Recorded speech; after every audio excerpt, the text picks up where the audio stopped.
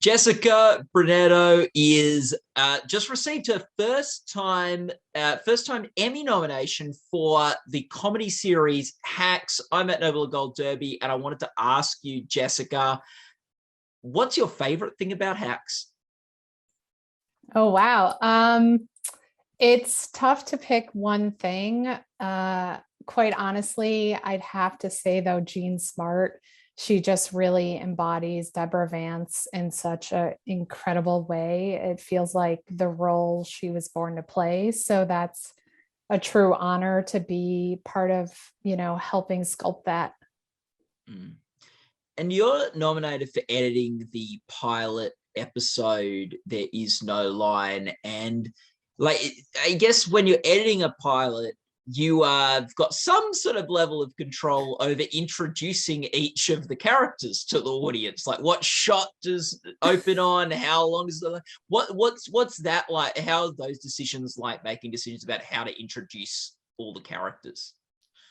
I just gravitate towards like the most interesting footage in terms of the cinematography, but also it really comes down to performance. So looking for the emotional state of the scene in which to enter it is sort of like my initial approach to it all.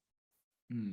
Is it like a sort of is there a responsibility with editing together a pilot, because you're sort of establishing sort of a tone and a language that is going to need to be carried on by other editors and other people that work on this show?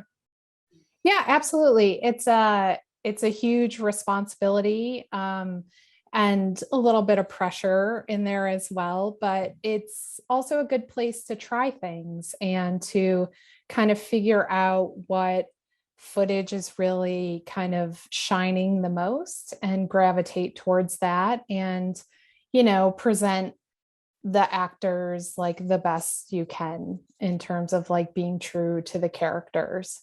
Mm.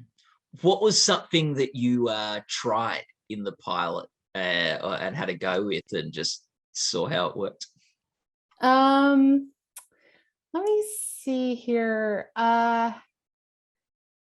We definitely went through tons of music, various indie bands, and like it was a lot of back and forth sometimes of like, should it be like Deborah's music or Ava's music at times? So I think I tried to push initially for a little like more like old school 50s sound in some scenes, like when Ava's looking at the photographs, but we just decided to kind of play that more as like minimalist score, to really feel the environment more than like having the music push the emotion. Mm. And what was the toughest sort of scene to cut together? The toughest scene was the sit down interview. It's when, Ava and Deborah's storylines finally collide. And, you're in this space for so long, and the two main characters are just sitting for the most part after they initially, greet each other. So it was interesting in terms of like keeping it interesting and keeping the emotional punches like going back and forth. And again, I think the scene's well over 5 minutes, so that was a real challenge, but thankfully I was given a lot of great performances, a lot of great range from the actors, as well as like interesting angles also to like remember the amount of like opulence in the room. Mm. Like, and I imagine it might vary from project to project, but is sort of your role as an editor, do you think, to sort of like have people sort of not even notice the editing, or do you want people like noticing the editing? Um, Traditionally speaking, it is the invisible art. So Yeah. you do not want people to notice the editing. A lot of people don't even understand what we do at all, which I always find funny. Um, they think a TV show is shot and it just magically ends up on screen finished. But there are specific times where you kind of want to feel like a punch in the gut sometimes with like reveals or like moments when Deborah in the open is finally alone in her house and just like lingering on like the wide shot of her eating, for example. I find that like some of the cuts can be super powerful. Yeah. And like sort of it being sort of in some ways sort of an invisible job that like sometimes can be sort of unnoticed. You yourself as an editor, what do you look for when you're like watching other TV shows or films and you go, oh, that's good editing? Like how do you notice good editing? Because I imagine for an editor, it's different than someone who doesn't do that. Sure. It's definitely, it's the part of my brain I can't turn off. And, we really deal with like frame specific cuts. And for me, it's like composing music and that the rhythm and the editing has to be like find the perfect pitch in order for the episodes to have the right sort of pacing. So it has a lot of like micro things you can focus on, but really it is like a macro effect of like, does this work overall? Is this telling the right story? Are you living with the character enough in the right ways? Sort of thing. Now you're nominated for the Outstanding Single Camera Picture Editing for a Comedy Series award at the Emmy Awards coming up.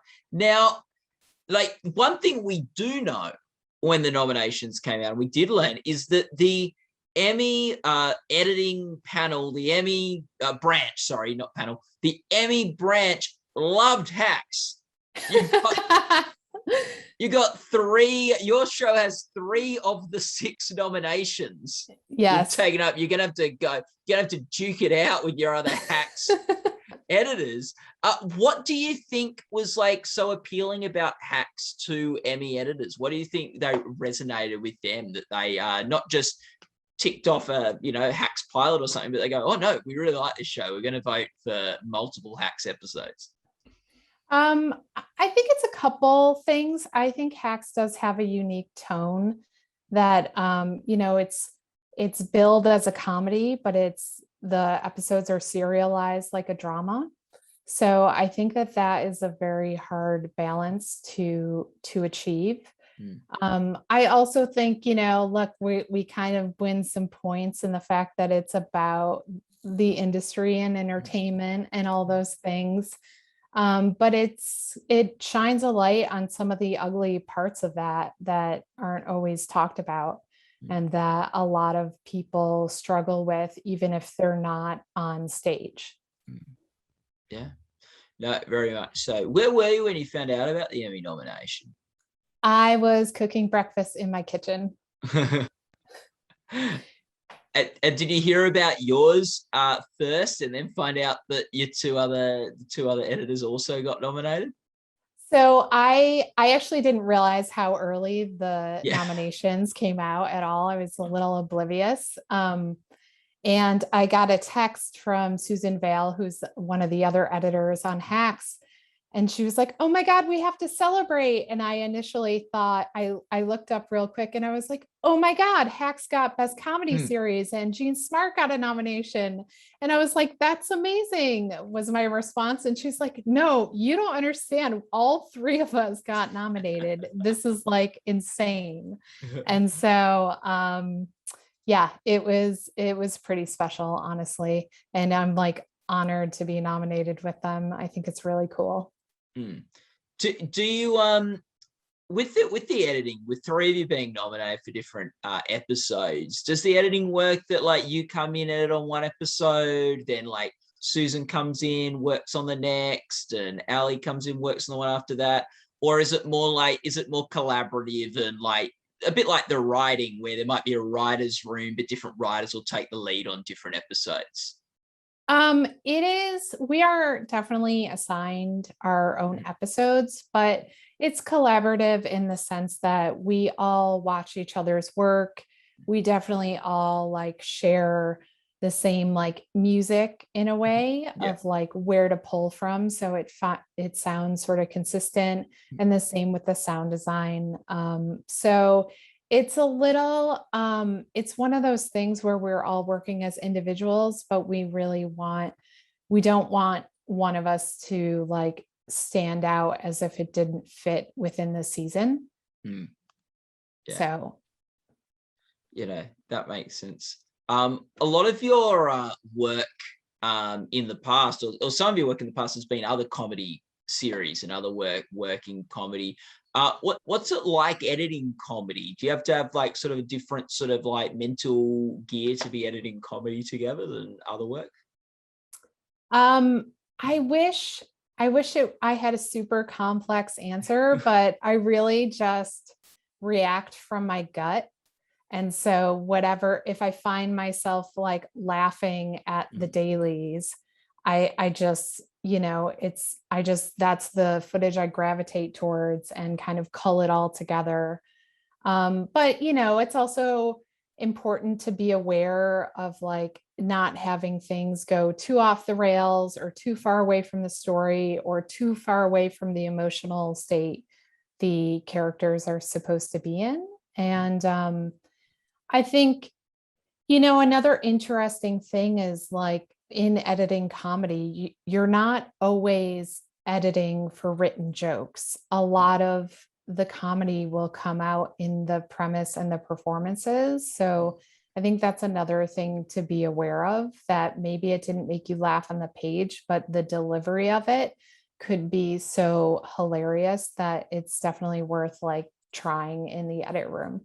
Mhm. Is it tricky with acts like sometimes because there'll be different takes where they take slightly knowing which take to choose, because you might get slightly different sort of but equally effective sort of performance like impact? Yeah, I mean, it's really hard to pick, and that's like a good problem to have. But I do think it's such a communal experience that it also helps to, be working with the directors and the showrunners to like also feel like who's laughing at what and like how hard are they laughing. I mean, it's almost like I'm doing I do like mini screen tests that I just like pay attention to where I'm getting like the best reactions. You you get to see the episodes you're working on a lot. You get to see all the takes. You get to go again and again and again as you refine them. Is there a particular sort of moment or joke or line that just never got old for you, that just like maintained its level of humor? Or Um, I mean, there are so many moments. yeah. The one that really has always gotten me from the beginning is when Deborah's in the bathtub and Marcus comes to tell her sister called, and she says, "How did she get this number?" Like really gets me every time. I think it's because it's her sister. I mean, like, there are so many layers to that line. And I actually think she says, "How the hell did she get this number?" Which makes it even better. So that one like has been my favorite since the beginning, I think. Mm, yeah. Was there a like, I don't know, film, TV show, something in the past that made you want to get into editing? I think I've never like pinpointed it to one thing, but I do think, growing up, the best memories I have as like a kid with my sisters is watching comedies and laughing. I mean, like I feel like The Jerk, we definitely watched a million times, and like Don't Tell Mom the Babysitter's Dead, and it's like it brings such an intense memory when you can laugh together, that I think at the end of the day, that is why I gravitated towards that medium. Mm, yeah. And even like now you've made the big time, all these years later, your sisters still have your number? Yeah, they Yeah. do. They do. They know how to reach you. Yeah, um thankfully. that's good. Don't let the Emmy nom get to your head. Make sure your sisters can stay in touch. For sure. What do you find is special about editing and working on this show? For me, it's years in the making. I have worked with Lucia Agnello and Paul W. Downs for going on 6 years now. And Jen Statsky and I both worked on Broad City, but never directly. So I love the journey of meeting them on past projects. The first one was Lucia and Paul's miniseries, Time Traveling Bong, and then just growing with them through several shows, and then, always believing in each other. And, this one really just hit a lot of people, and that just feels so special to me to see everyone, blossom, if you will. Well, Jessica, thanks so much for talking with us today about Hacks. Yeah. All the best of luck with your upcoming Emmy nomination. People watching this interview can go to goldderby.com to make your own awards predictions and watch other interviews with awards contenders. Jessica, all the best. Thank you so much.